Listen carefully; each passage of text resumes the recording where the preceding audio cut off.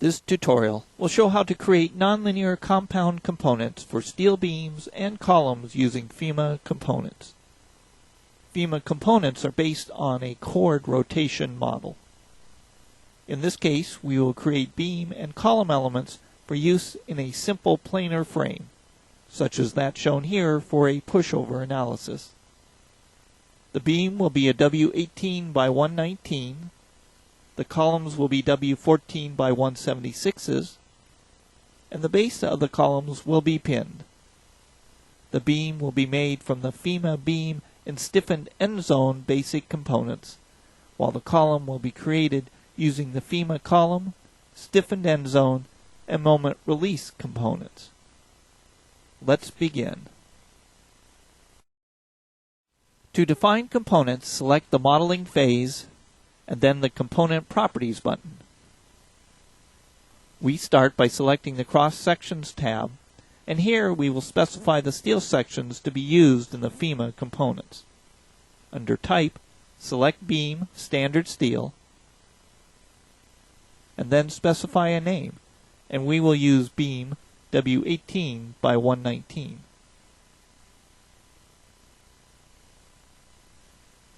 Select the W18 by 119 section from the drop-down list of standard sections,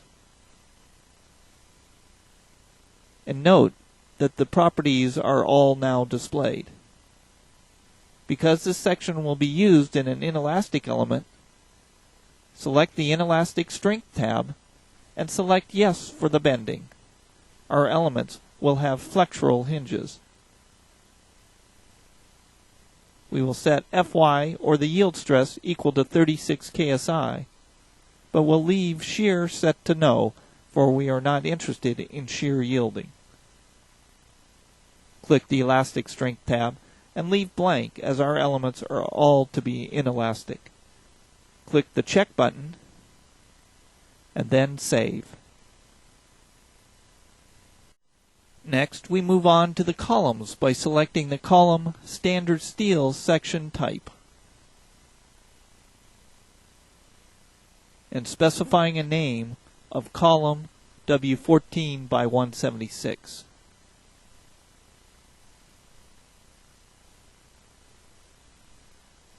Again, select the section from the Standard Section drop-down list, and the properties are displayed. Just like the beam, the columns will be inelastic, and thus no elastic strength definitions are needed. On the Inelastic Strength tab, select Axial Bending and click the Yes option. Enter a value of 36 KSI for all the yield stresses.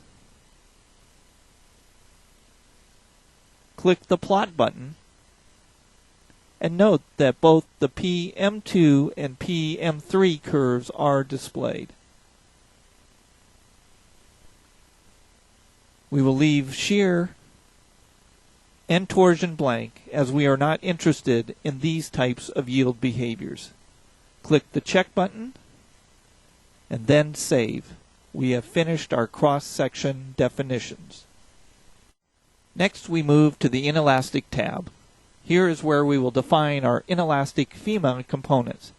We start by selecting the type as FEMA Beam Steel Type and naming the component FEMA Beam W18 by 119.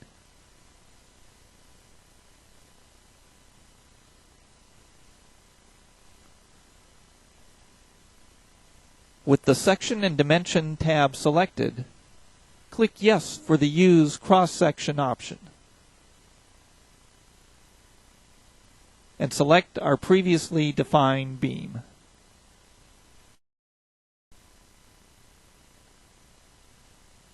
Switch to the basic FD Relationship tab, which references the shape of a relationship options, and we will use the Elastic Perfectly Plastic option rather than the Trilinear.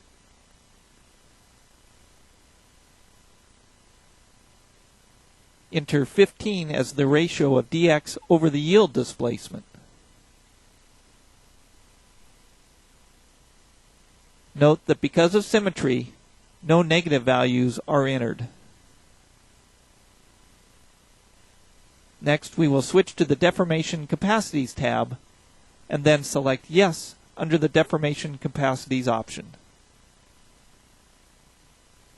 This allows us to specify various capacity limits based on the yield displacement. In this model, we will assume level 1 to be immediate occupancy and set the capacity to 2, level 2 to be life safety and set to 6, and level 3 to be collapse prevention with a capacity of 8 times the yield displacement. We will not have any strength loss, and thus this tab remains blank. We could also run a series of analyses where we bounded the inelastic responses, but we will not do this for this model and will leave this option set to no. We are also not interested in cyclic degradation for this model, so this will be set to none. This completes our FEMA beam component, so we next click Check and note that the EPP symmetric curve is displayed. And then we save this component. Next, we will create a FEMA column component. We will name this component FEMA column W14 by 176.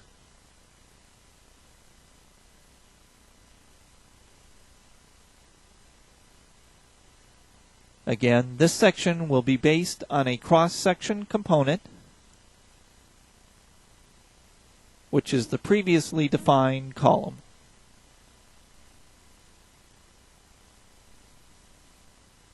Switching to the Basic Force Displacement Relationship tab, we will again use the elastic perfectly plastic relationship. We will enter 15 as our dx to dy ratio for all actions.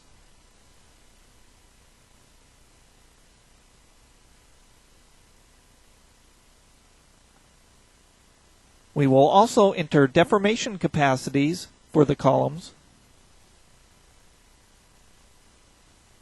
for all 3 levels,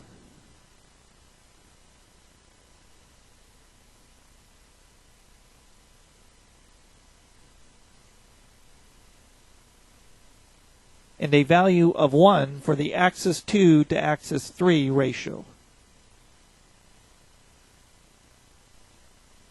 And just like the beams, we will have no strength loss,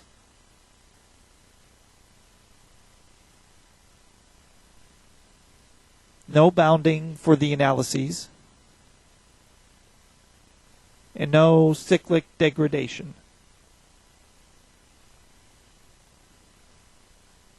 The Yield Surface tab shows the yield curves. We are now ready to check the component, which shows the EPP curves, and then save. This completes our FEMA components. Switching to the Elastic tab, we will now define 2 elastic components. The first is the stiffened end zone, which is to increase the member stiffnesses where the beams and columns overlap. A default setting is defined by the program, where the end zone for the beams is 1/2 the column width, and the end zone for the column is 1/2 the beam depth. We will use a multiplier of 10 for the stiffness.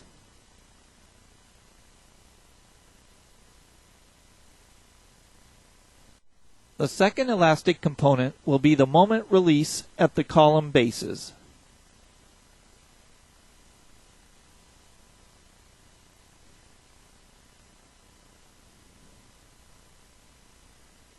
The moment will be released about axis 3, and we will assign a small value of 0.001 for purposes of numerical stability. Next, we check this component and then save. The basic components have now been defined, so we move to the Compound tab to assemble them into elements. The FEMA basic components we just defined for beams and columns are made up of a plastic hinge at one end connected to an elastic member. We are going to add a stiffened end zone to the ends that connect to other members. One important item to note is that a FEMA compound component must contain two FEMA basic components connected at the point of inflection. We will assume this point of inflection to be mid-span for the beam and at the bottom of the pin columns. We start by defining the beam compound component,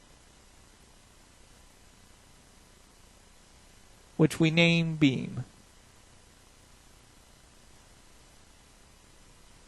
On the Basic Components tab, we select End Zone, which is the default component with a length based on the section properties, and then click Add to enter it into our list. Next is the FEMA beam component, our W18 by 119.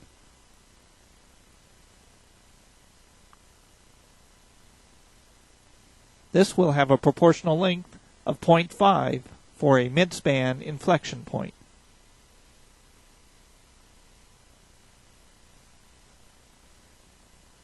The same component is entered again for the second half, and then another end zone.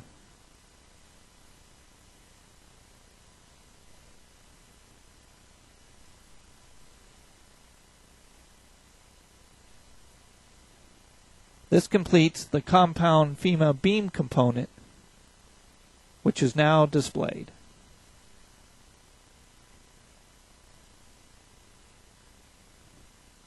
We click New and enter column for the column compound section.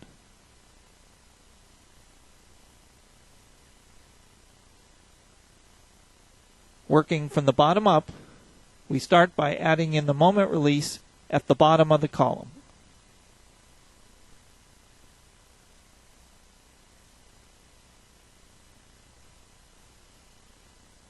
Next is the first FEMA column component.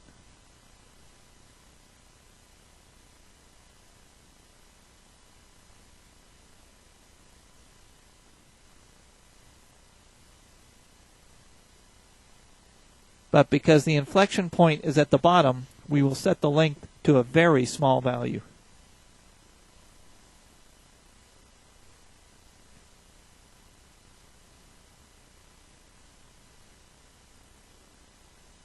The second FEMA component is nearly the entire length,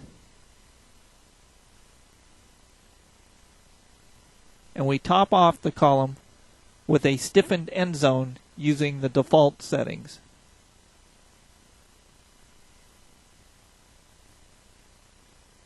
Clicking Check displays information about the pinned releases and the inflection points.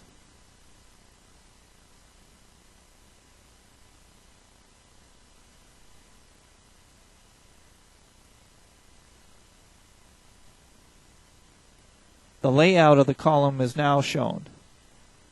This completes this tutorial on defining FEMA steel frame components.